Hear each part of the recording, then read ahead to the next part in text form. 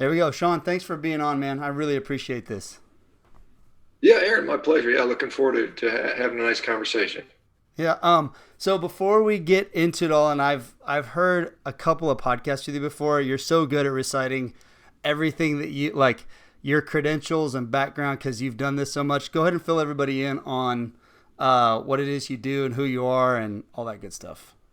Yeah, I mean, I'm a classically trained physician in the United States. My background was in surgery. I was a surgeon. I was an orthopedic surgeon, so I did hip and knee replacements and sports medicine and trauma surgery.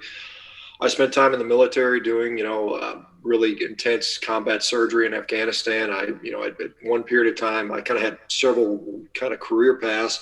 I was a nuclear weapons guy. I launched nuclear bombs for the Air Force at one point early in my life. I've had a pretty extensive sports background. I played professional rugby. I've been a national American record holding power lifter in the deadlift, again, as a drug free athlete, as we mentioned before. I've done Highland Games where I was a world champion athlete. I've done competitive indoor rowing, concept tour. I'm a world champion and world record holder.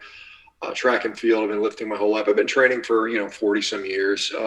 I got into nutrition as a kind of early 40s when I started to see that my health was starting to take a turn for the worse, despite all the training I'd done. I'm still competing as a high level athlete, and uh, despite all the training, I was noticing health issues, and so I started looking pretty hard into nutrition about it. Oh, it's been a little over a decade now. I guess about 12 years now that I started looking into this, and I just kind of went through different dietary strategies to see what worked best for me. And ultimately, as crazy as it sounds, I found that a all meat based diet was what gave me the best athletic performance, the best health, the best body composition of my life.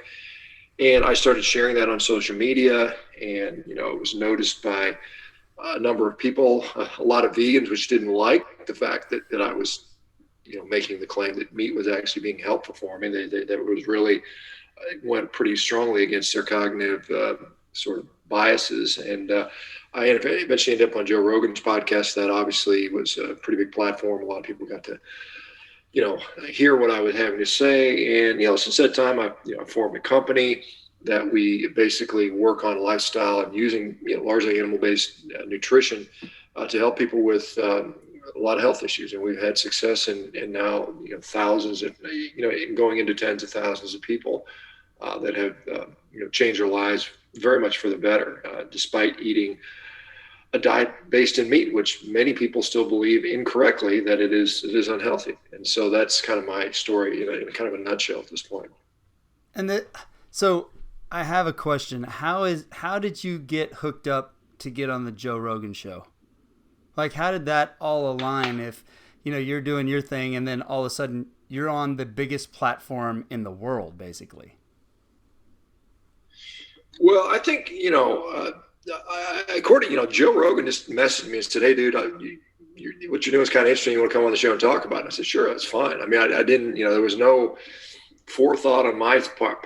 In fact, at the time, I wasn't even aware much of Rogan. I mean, I kind of knew he had a podcast, but I didn't really know the sort of the reach and impact that it would have. And so I kind of said, yeah, I was in his studio at that time, was in kind of in the LA area, and I didn't live far from there. So I just kind of drove up. It was like an hour drive for me. I kind of drove up and didn't really have any sort of plans of presenting any type of scientific argument. I was just like, "Hey, dude, this is what I do, and this is what's been happening." So, I mean, a lot of people are critical, like, "Well, why didn't you present all these studies?" I'm like, "Look, I was just there to have a conversation."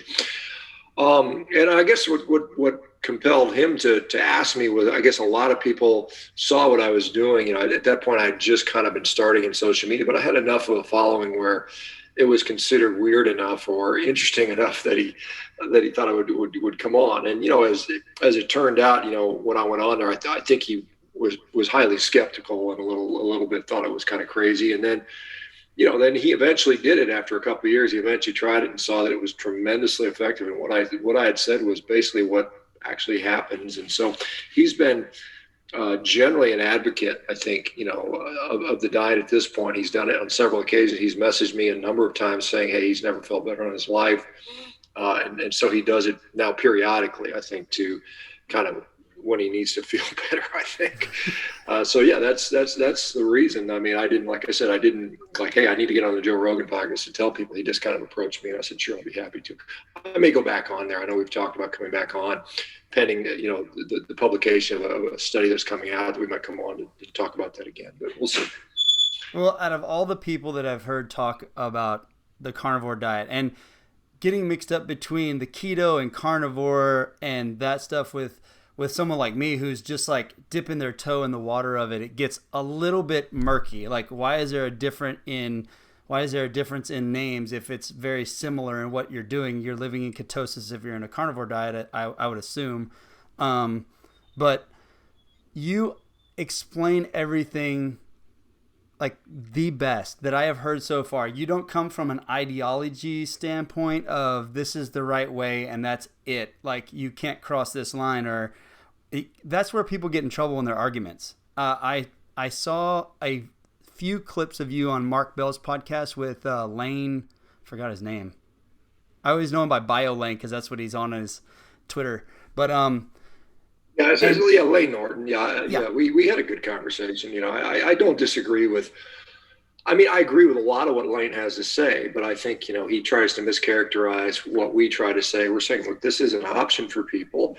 I'm not saying this is the only thing we should do, and this is the only thing, and everything else fails, and calories are irrelevant. I've never said that. I mean, if you listen to me, I've never come out and said vegetables are poisonous and no one should eat them. What I say is, for some people, this seems to work and it seems to help, and we should be open to the idea that this is effective for people. And my goal is not to convert people to a carnivore diet. My goal is to get people healthy. That's all I really care about. I don't care how you do it.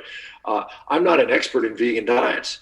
I have no plans to be an expert in vegan diet. I couldn't care. I don't really care about that. I know what I know, and I know what I've had success at. And I've got some level of expertise in this, and so this is what I'm here for. So like I said, if people want to do that, now what I do, just this is going a little off topic, but I mean, when I push back against veganism, it's because they're out there. There are factions of vegans that are out there that want to outlaw meat, ban meat. They want to sit there and characterize you as some evil, awful person, a murderer, a rapist, because you eat the food that every human on the planet has ever eaten since humans have been on the planet, and somehow that's now unethical and evil when clearly that's nonsense in my view. Yeah, and that is one thing about I told you before the show that like I really that really drew me to your thing is like the way your social media and the way you dealt with it. And I get that because there's, when I talked about the ideology thing, they're very ideological in their thinking of diets. So it's like almost a religion where you're following this thing blindly with no concept of, hey, this may work, this other stuff may work too for you, and it's okay. And so then they're going to lash out at you and get angry. And I love the way you deal with them. Like, I absolutely love the little videos where you're eating meat and you're watching them make bacon out of banana peels, which doesn't make any sense to me at all. But somehow they put all of these different ingredients in a bowl on banana peels, and it comes out supposed to be like bacon. And I just love the way you handle it and you respond to them in a way. It's almost like playful and fun, but also like standing your ground at the same time. Yeah, I mean, I think there needs to be a rebuttal to the nonsense that they spew. I mean, a lot of what they do is just absolute, complete nonsense. And if you want to eat bacon, banana peels, hey, that's fine. But I mean, I'm not going to do that. Don't expect me to replace, whatever, real food for some, put together, compost or even worse, these processed food companies, these Beyond Meats, Impossible Burgers, and on and on and on, all the other companies that are following suit. I mean, it's literally just junk food. It's more of the same. It's more of the processed American standard slop food. And to sit there and promote that as some sort of health food or even better for the environment, which I would argue it's not. I mean, it's just a shame that people do that. And so I think we do need to push back. And sometimes I do it in a way that, some people don't like. They find it's, why can't I just say meat is good and publish studies and be that? Well, the problem is when I do those things, I put up studies. I mean, I can look at my today's social media. I put up, a couple goofy posts about whatever inflammatory things, and there's a lot of engagement. I put up a nice study about a guy who survived for 80 months of having advanced brain cancer, doing a carnivore diet, and that got probably 20% of the response rate of all this other stuff. And so it's part of it. Part of it's just about growing an audience so you can get a message out there. And so that's what there's a way. I mean, social media works. I mean, there's a game to it. There's a it's not that you've got some famous celebrities that don't do anything but look good, and they've got an audience of 10, 20 million people, and so they're impacting a lot more people, not by the strength of what they've posted or done, as maybe because they look handsome or they look beautiful, but that's really not anything I don't know how much value that provides to the person, but they still got the platform. So it's an unfair system, but hey, life is tough, life is unfair. You just kind of you sink or swim, you make the best of it. And in social media, it's about entertaining as much as it is about educating, and I would say sometimes it's even more about entertainment. So that's that's the medium by which you're the arena by which you're competing in. So you gotta do what the rules require. Oh, you're very good at it. Like that's one reason I thought like maybe Rogan saw you from your entertainment factor, where you're and you're definitely being authentically you, which is that sounded weird just to say that, so it's kind of silly. But you are being authentic and genuine when you're doing it and having fun. So I guess that's what I think the things I'm drawn to is when people are like that, and I tend more to believe what you're saying and take it where I'm going to research that versus somebody who looks like they're getting paid for it, or they're putting on a show, or they're acting different, or you can tell when it's not genuine coming from them. Yeah, I mean, I don't have the energy to make up a facade or be somebody I'm not. I mean, it's too busy. I mean, yeah, I mean, what you get is what you see is what you get. I mean, that's who I am, and like it or not, some people don't like it. Many people do. And, like I'm going to keep doing what I'm doing, and hopefully enough people will appreciate it. And like I said, we do need to sort of push back and understand what's going on, because there's some negative things that are happening that are going to have some really bad consequences on people down the road if we don't put a stop to it, or at least stand up and push back, or at least make sure there's an alternative path. Well, I want to get into what the actual carnivore diet is, like just in simply outlined. But you said that's an interesting point you made. What are some of the negative things that you're seeing coming down the road? Like in messages and things like that, you're saying pushing back is important, which I mean, I agree with you on that. But what are some of the negative things you're seeing coming down the road that we need to start being aware of paying attention to? Yeah, I mean, I think first of all, I mean, the normalization of disease, I mean, that's just an overarching thing. I mean, we have this entire movement that glorifies people that are unwell. And it's not that we should attack those people or demonize them or anything, but to start to say that, hey, it's normal to be obese. It's normal to have arthritis. It's normal to have various digestive problems or mental illnesses. These are not normal things. I mean, in no way, shape, or form should these people be discriminated against or attacked or anything, but to sort of normalize it so that people sort of just accept that. And then the solution is generally some kind of medication to be medicated chronically throughout life. Human beings are not designed to be chronically on medications. I mean, it's just not the case. I mean, unfortunately, there's some people that truly need to be on it lifelong. I'll use like a type 1 diabetic, for instance. But I mean, for the most part, we shouldn't be accepting that. This pandemic where, I mean, the solution was lock everybody in their homes, have them eat, processed food, and, and not go outside and exercise is, totally backfired. I mean, we have people the American population on average, we supposedly gain 29 pounds on average. I mean, the problem with that is now you have people that are 30 pounds overweight, and it gets harder and harder. Once you start down that slippery slope, it is really difficult to change the direction of that, because what happens is when you gain that extra weight, everything hurts more. And then when everything hurts more, you don't want to do as much. And then you just, then your energy flags and your mood flags. And then all you want to do is continue doing the things that have got you in that situation. So that's one thing. I mean, that's obviously something that, if our emphasis would have been on, hey, let's work on metabolic health, let's work on this from the beginning of this pandemic, at least given lip service. I mean, they didn't even give it lip service. I mean, normally in medicine, they just give it lip service, which is bad enough because they don't put any real teeth into it. But not even to acknowledge that fact. I mean, on a national or institutional level was just a total tragedy. Then we have this, demonization of a natural whole food. I mean, whether you're carnivore or meat based or whatever, it's sort of besides the point.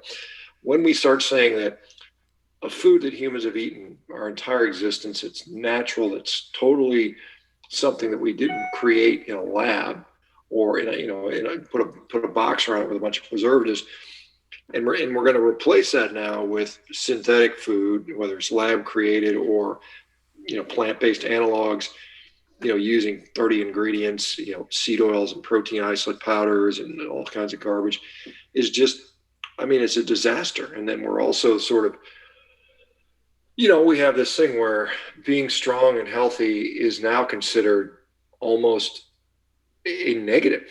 It's like if you're a strong, healthy male, you're somehow a problem, which is ridiculous. I mean, I think, this is, I mean, just because you're strong and healthy doesn't mean you're callous, evil, cruel, mean, violent. I mean, that's just nonsense. I mean, there's those people exist, but that is not universal. I mean, that's stereotyping, and some people would call it quote unquote racist in some form or fashion. But I mean, I think those topics, and there's many other ones, but I mean, I think those some of the things that I think are problematic and need to be sort of looked at in a better way and addressed in a fashion that does not lead us down this path of continued sickness, both physically and mentally. I mean, we clearly have a physically sick population. Anybody can walk outside and see that, but just as much we have a mentally sick population. I mean, just the more chronic disease you see, the more obesity, the more diabetes you see, the more depression, bipolar disorder, anxiety, just goes right along with that. And these people are not well equipped to interact in society very well. We have all these problems. I mean, this is largely due to our nutritional policy, our health policies in general, and it's really, I mean, we're seeing it escalate.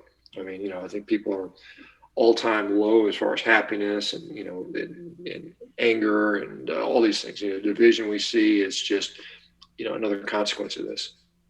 Yeah, and there's something about it too where they've lost the inability to take something honest. Like, you're a doctor, and if somebody comes into your office and you were to tell them, hey, you need to eat better, you need to exercise, you need, like, all this can go away, like, you're overweight.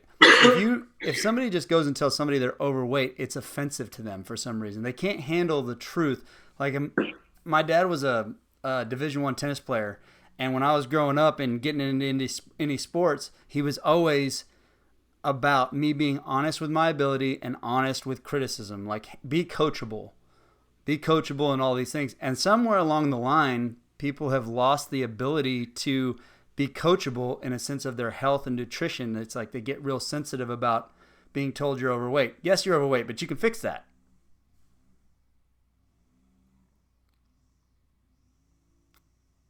Yeah, I mean, there's definitely issues with that. I mean, I saw that with when I was practicing full time, I would have patients that would come in and they said, "Hey, I've got pain in my knee, and I just want you to put cortisone in there." And, they were obese. And I said, "Look, we need to have a discussion about some of these other things." And they would just get mad. They're like, "No, you are not going to give me a shot. So I'm going to, complain and, go see somebody else." And, that is sort of a definite problem for sure.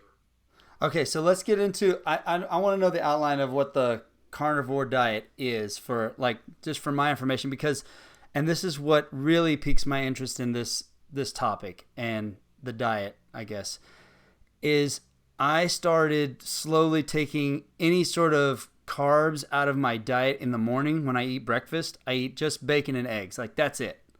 And I was like, I'm just going to try it just to see. They talk about it, I'll try it. And I started noticing how good I felt, how much energy I had, and how my brain worked better almost in the morning hours between then and lunch. So, like, I could tell the difference. So that's been I could feel it. So I just kind of keep doing that. And that's the way I eat. And then that piqued my interest into all this. So Explain a little bit, I guess, about what the outline of the carnivore diet is.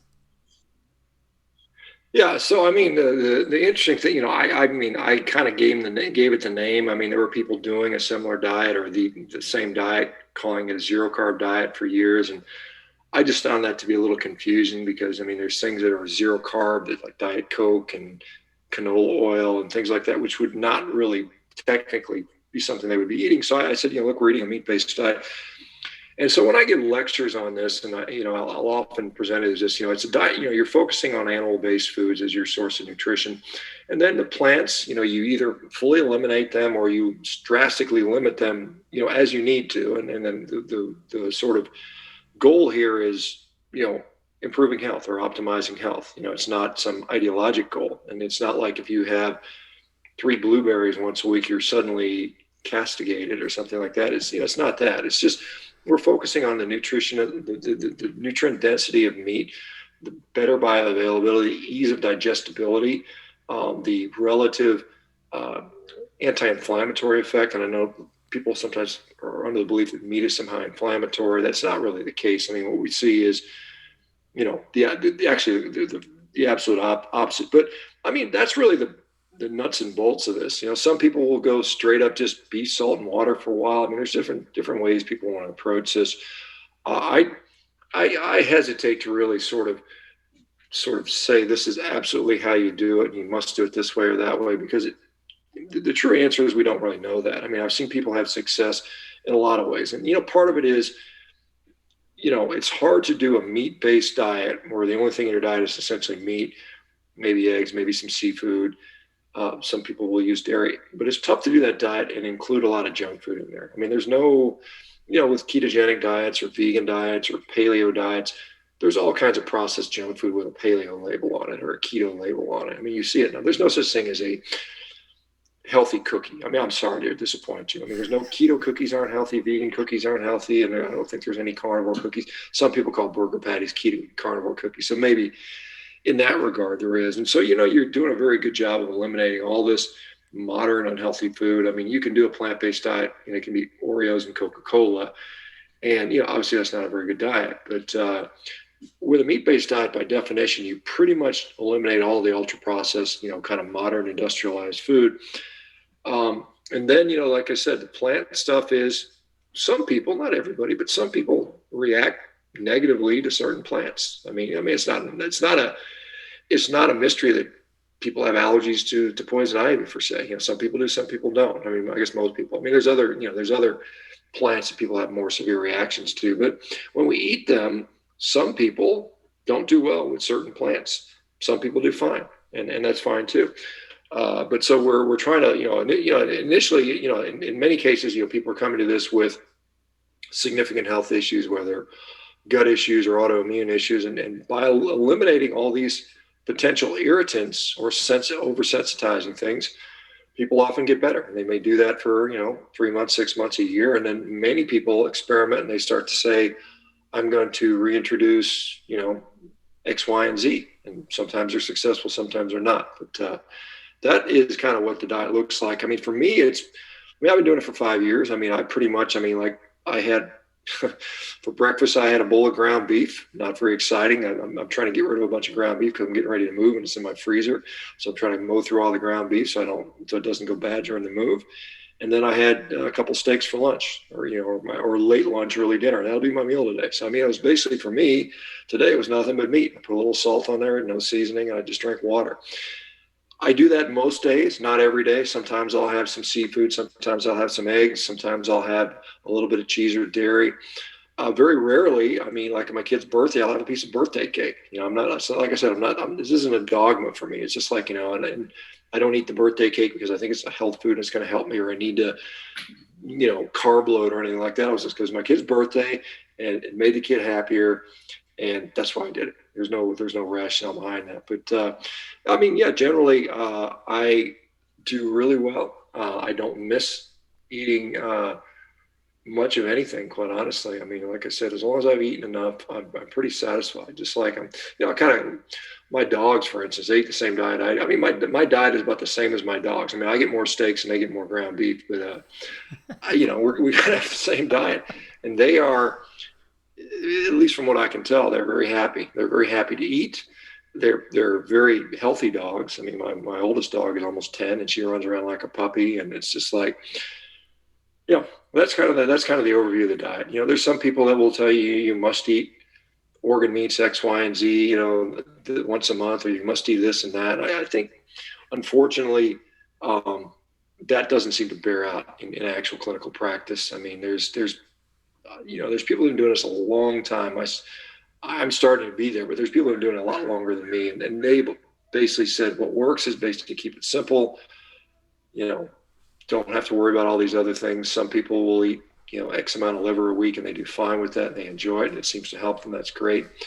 But I can't get out there and say, like other people will say, you must do this, and that to be successful or to be optimized or anything, because the data I've seen, I've got data on over 10,000 people. I did survey data on 10,000 people doing this diet and asking them specifically what they were eating and what were the results. And the results between the people that were eating, you know, the really specific fancy way with organ meats versus people just ate ground beef every day, the results overall weren't any different.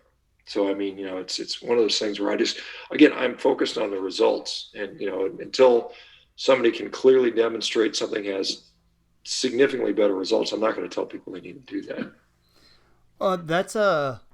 That's interesting. You said that about the organ stuff, and because I've heard a lot of things about how this is something that you absolutely need, and people taking caplets and supplements and everything with it. And I'm not a big fan of supplements, just because I figure I kind of figured out, like, drinking protein shakes after workouts and all these things, I can get all that from food, and I don't feel any different when I do the supplementation. Like, my body doesn't feel different, I guess, on the inside. So it's interesting you say that you don't find any difference in the organ stuff like that. That's kind of interesting. Well, I mean, you know, like I said, I've been in this for you know, quite a while now, and observing and documenting this. And, you know, it's not that some people don't feel better when they include organ meats, and some people say supplements.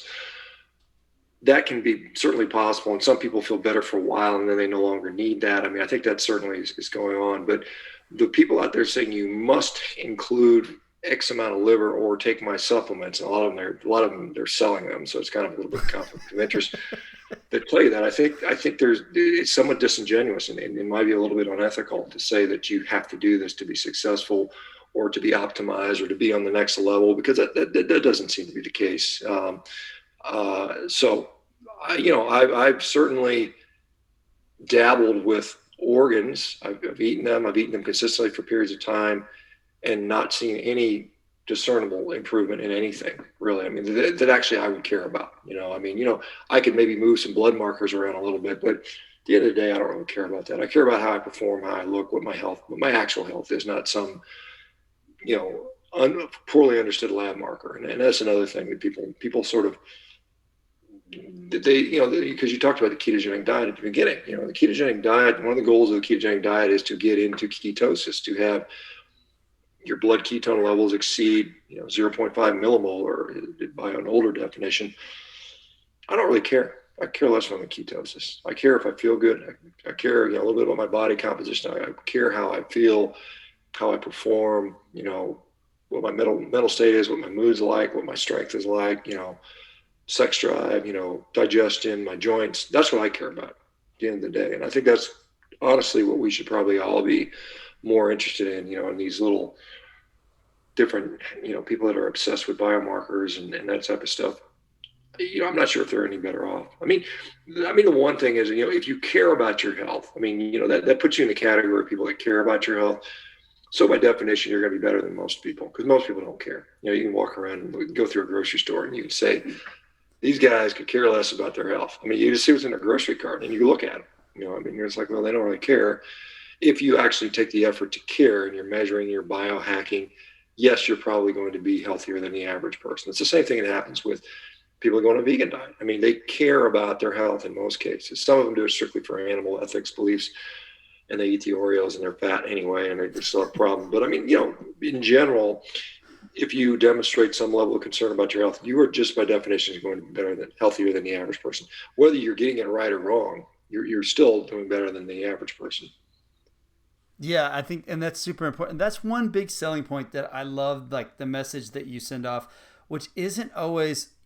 I guess carnivore got lumped in with the keto, and you said those little wrap. I see those keto things everywhere. By the way, the little it'll be a package that says keto, and I'm wondering that's super processed. How do they make it keto? Because keto I thought was basically a meat and a few vegetables diet. Like I thought that's what it was, and so you see that and you go, why are you making cookies if it's meat and vegetables? Like I don't understand. You can get that from the other sections of the grocery store, but Well, I mean, the ketogenic thing is a macronutrient ratio and an avoidance of carbohydrates. So I mean, you can literally make the worst junk food in the world and call it keto. I mean, really, just because it doesn't have a lot of sugar or, or and it's high fat, I mean, basically the keto stuff is basically all they care about is reducing the carbohydrate content. So they could put a bunch of sugar alcohols and they could even put in, a bunch of goofy oils and it could still be ketogenic. It's not, as long as they ramp up enough fat and drop the carbs low enough, it's keto. I mean, that's the problem with that, or it'll qualify. Basically people say, well, we want to keep your carbs under a certain amount and eat X percentage of fat. That's not really, I don't think that really meets the standard definition of people that would truly promote a ketogenic diet, well-formulated ketogenic diet, as some people would put.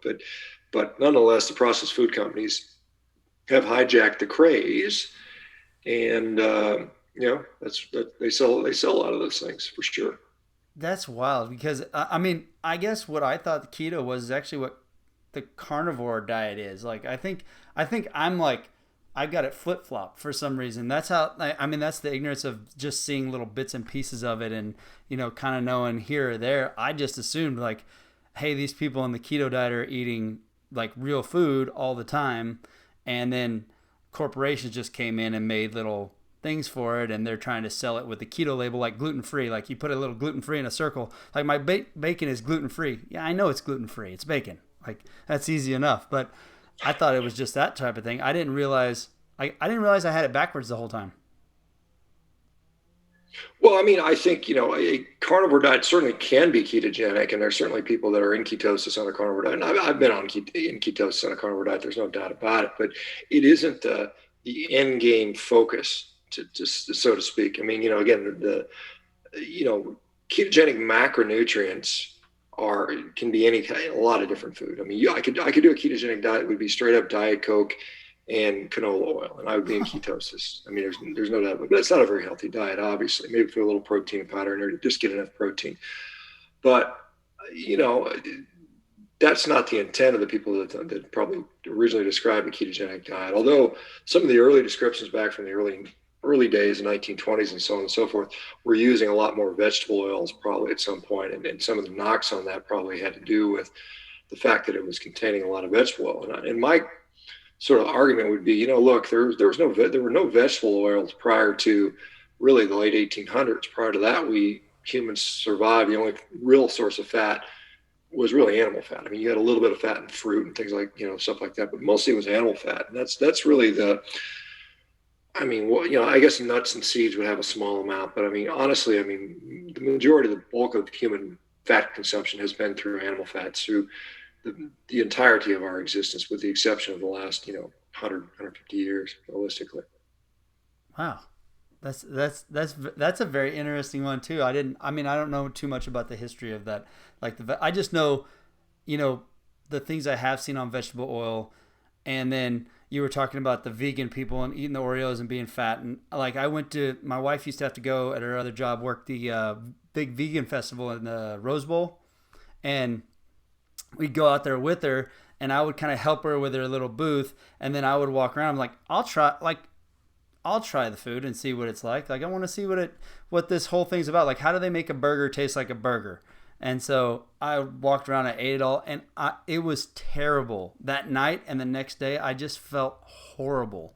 I felt just like if I ate nothing but junk food all day.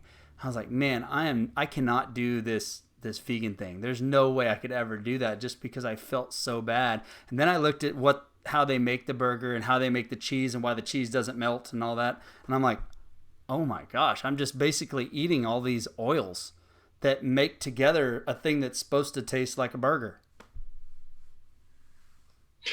Yeah, there's no.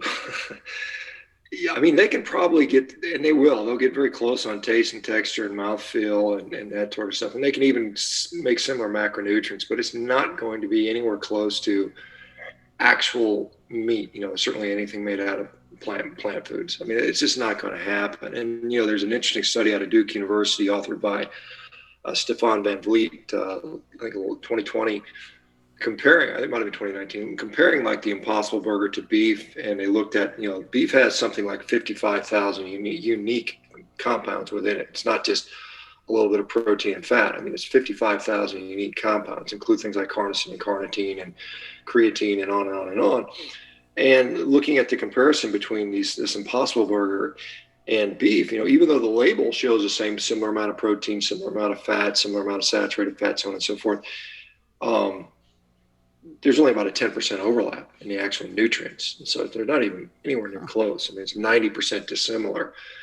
And so, I mean, to think you're going to replace that, and you're right, it is highly processed. I mean, it's literally processed garbage that is just more of the stuff that's making everybody sick. And so, I mean, I think if we stop demonizing meat, realize it's a health food, and not eat this processed garbage, we would be much, much healthier. Well, what did you eat? You mentioned earlier that you went all the way being a professional athlete and doing all these crazy things, and then realizing that you were unhealthy around 40. Like in your early 40s is when you really started looking at this nutrition wise. And so kind of proving your point that meat is a health food and natural foods and like that is like you went all that way. What did you eat up until that point when you started this diet? Yeah, I mean, I ate, what I thought was generally a healthy pattern. I ate a lot of food. I was a big guy. I was almost 300 pounds at the time. I'm 6'5", about 250 now, but I was close to 300 as a strength athlete. I mean, I was deadlifting close to 800 pounds and throwing Highland Game world record stuff. I mean, you had to be a big person to do that stuff. And I was eating just a lot of food, a lot of calories. And so certainly that had a lot to do with it. I was eating, easily 6,000 to 8,000 calories every day. But I was eating a lot of meat. I was eating a lot of like cereals and yogurts, and I was eating a lot of fruits and mostly fruits. I've never been a big vegetable fan, but I ate some.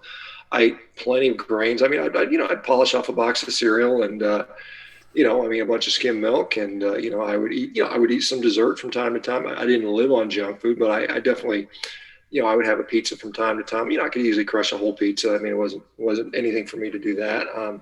So, I mean, I ate a lot, and I ate, but I ate, plenty of protein. I ate plenty of fruits and vegetables, plenty of dairy and those types of things.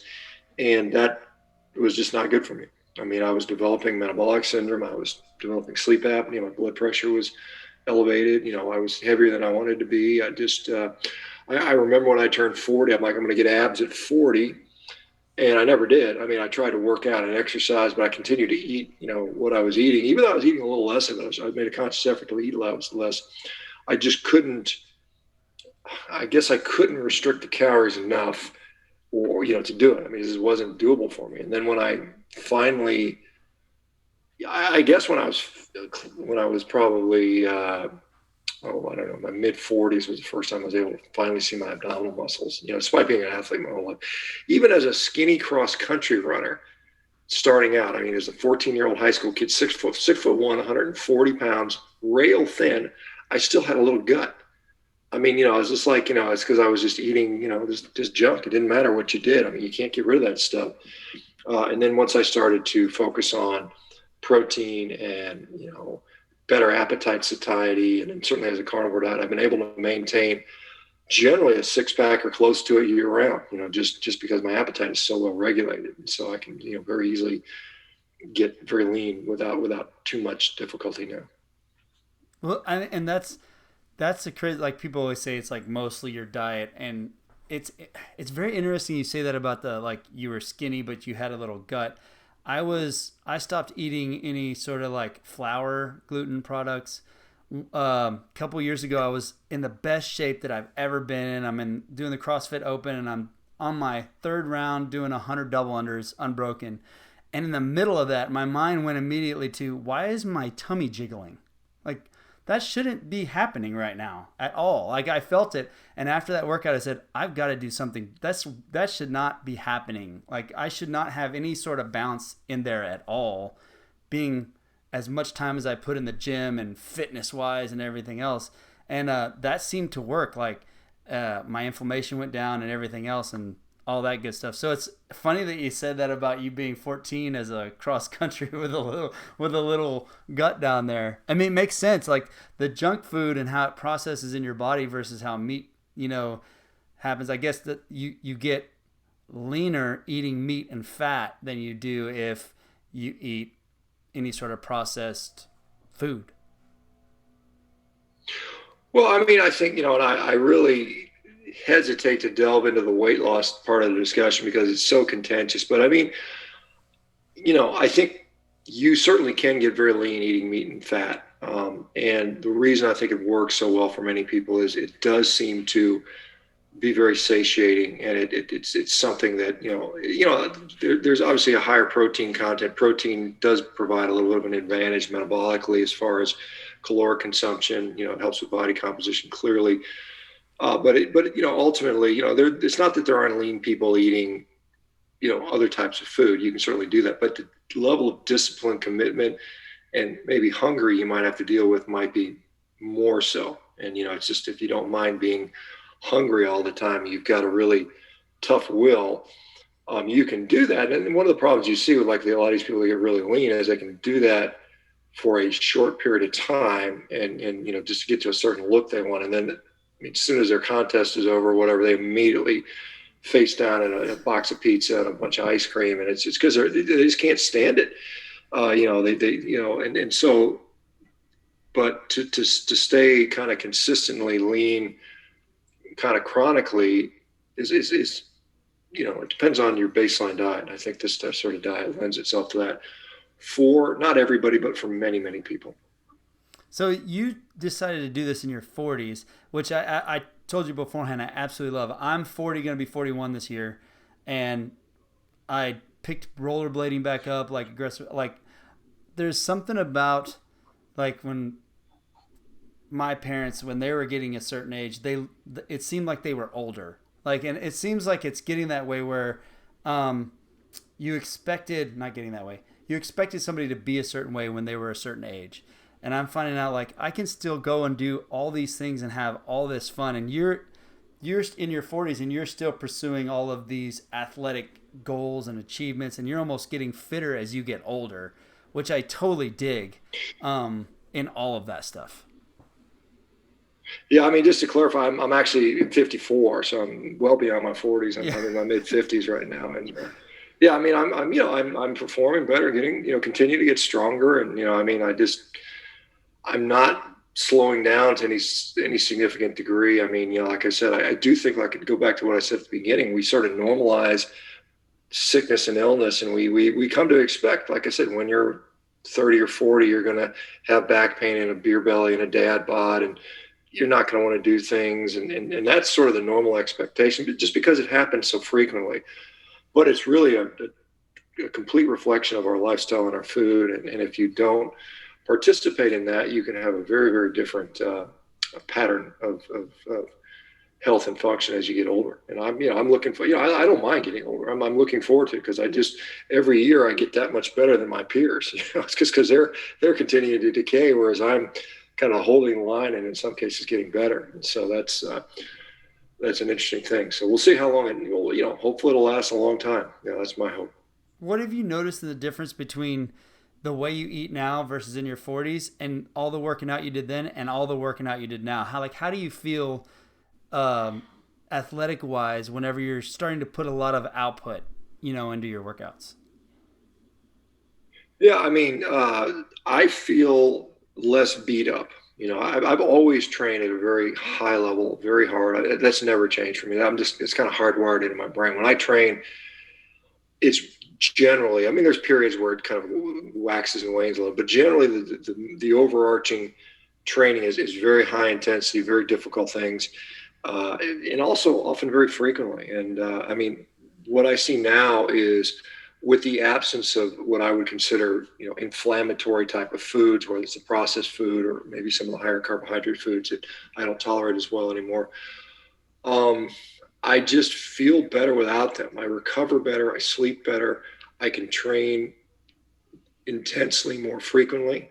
Um, and so if I can train more, if I can train with high intensity pretty much every day, my overall progress is going to be better. I mean, I know there's this, again, this is another paradigm. As you get older, you need more recovery. You need to dial back the intensity or dial back the frequency. We hear that over and over again. And that's true for most guys eating a junky diet.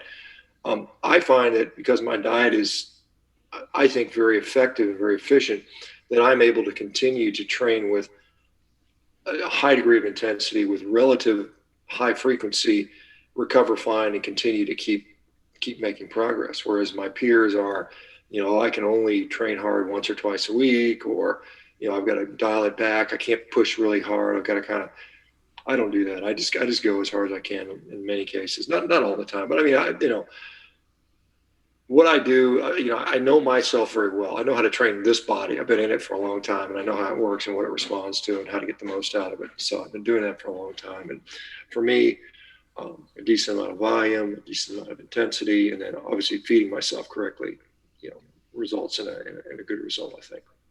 That is crazy that you find that you recover, because recovery is a big part of gaining muscle and being able to work out hard again. If you're not as sore, you can work out harder, and so on. That's why steroids are such a big deal. They actually make you recover faster. Am I wrong on that? Where they make you recover faster so you can work out harder more often. Well, I mean, they certainly have a straight up anabolic effect as well. And again, I don't have any personal experience with that, but I mean, I know the physiology. I mean, it clearly makes you put on muscle and get stronger, irrespective of how much recovery you get. Now, some people will claim it's for their recovery purposes or for injury healing. We've seen that as excuses, but I mean, clearly they just have a physiological effect to make you gain muscle and gain strength more quickly. I mean, that's what, particularly anabolic steroids are going to do. Now, there's other things out there that people use as some performance enhancing drugs that may impact, other aspects of that process. But I mean, for the most part, when we're talking about steroids, testosterone and whatnot, you're just going to get stronger. You're going to put on more muscle. You're going to be leaner. I mean, that's regardless of, two people putting in the same amount of work. The guy that's putting in the exact same amount of work on steroids is going to get a better result than the guy that's not. I mean, that's, it's not that you can just take drugs and sit on your ass and expect to turn into, Superman. But again, two people doing the exact same amount of work, one guy getting drugs, one guy getting not, regardless of recovery, issues, the guy on the drugs is going to do better. See, that's another misconception that you can get through all of the things you weed through. That's been one of the biggest things that you hear about that conversation, is that it doesn't really build your muscle or help build it. It just helps you recover so that you can hit the gym more often than the guy sore. So that you put a different perspective on it for me. I mean, not that I didn't believe that it could be that way before. It's a different perspective coming from, that angle. Yeah, I mean, it's nonsense to say that, it makes no effect on you whatsoever. I mean, there's clear studies that show that it absolutely does. And so, I think they're just trying to say, well, I'm working out harder than everybody else, therefore that's why I'm bigger. I mean, there are people that work just as hard that aren't taking drugs, and they just don't get quite the results. It's just the way it is. Yeah. Yeah. Well, I had another question about this, basically meat-based diet. Do you think your testosterone, because a lot of TRT, there's all this stuff about, and I'm not saying that's bad at all. If you can take replacement and you can feel better and you can last, you can have a quality of life is way up here, awesome. Like, it's great if it's healthy for you. But doing a meat-based diet, does that raise all of your testosterone levels and keep them kind of mellowed out? Do you think that it shows that, or is there no kind of basis to my theory of that at all? Well, I mean, I think, first of all, there's a number of things that make your clinical expression of testosterone, because I think you have to get away from just looking at an absolute number, whether it's total testosterone, free testosterone, how much is bound to sex hormone binding globulin. because there's receptors that come into play. And so if you have more receptors, you probably need a little bit less testosterone. If you have less receptors, you might need potentially more, or depending how sensitive those receptors are. So there's a lot more to it than what's the absolute number. But what we see is there are many, many things that detract from that, make you perhaps testosterone resistance. And so that has to do with obesity. That has to do with probably a lot of the food we eat. Insulin has a role in this. And so when you remove the negative things out, then testosterone functions better, right? Even if you don't actually raise a number. I mean, if testosterone is functioning better, everybody's familiar with the concept of insulin resistance, but we see this with pretty much every hormone. There's a hormone and then there's a receptor. It's a lock and a key. And if the key is all gummed up, it doesn't matter how many keys you have. If the lock's all gummed up. So if you're doing things that are gumming up the lock, then it doesn't matter how much testosterone is floating around. It's not going to be as effective. That's why many people that go on testosterone, as a physician, I saw this all the time. I'd see all kinds of fat dudes that were just still fat and late. They haven't had any benefit from testosterone because, the amount they're getting is not enough to overcome the resistance they have. And so the other answer is just keep taking more and more and more. And most physicians aren't going to prescribe that. The better answer is to eliminate all the things that are gumming up the locks. This is the lifestyle stuff. This is a garbage diet. This is a lack of sleep. This is poor stress management issues. Then you're going to see better testosterone function. And so when anybody asks me about testosterone, I say, what is the clinical effect you're looking for? You want to look at body composition, strength levels, mental function, and then of course sexual health. And so that's the output that I want to see. I don't care if your testosterone is 2,000. If you can't get it up as a male, then that's a problem, right? Doesn't matter because at the end of the day, there's not, you're not going to sit there and impress your girlfriend with a lab test that says your testosterone is 2,000 when you can't get it up, right? I mean, she doesn't care. Neither should you. So, I mean, at the end of the day, we're looking at clinical function. And yes, so when people go on a carnivore diet and they clean up all the other garbage, in their diet, come off that other stuff, we often see improvements in body composition, improvements in cognition and mental health, improvements in strength and performance, and to include sexual performance, whether it's, ability to have erection or libido. So yes, it does seem to help. This has been awesome. Like I feel like I could go on forever asking you questions because I'm learning, trying to soak up so much information coming from you. Like this has been an absolute blast, Shawn. Thank you so much for being on the show. I know we gotta call it a show right now, but I got your Instagram handle down there. Where can everybody find? I know you have the MeatRx, right? Is your company? Yeah, MeatRx is probably the best place to actually interact with me because I'm in there. I do an hour presentation every single morning for our members, and so you can join up for free for a month if you want. We have meetings there's meetings throughout the day for everybody, but mine is at 9 a.m. Pacific time. So anybody that pops in and wants to talk to me, I'm happy to chat with them.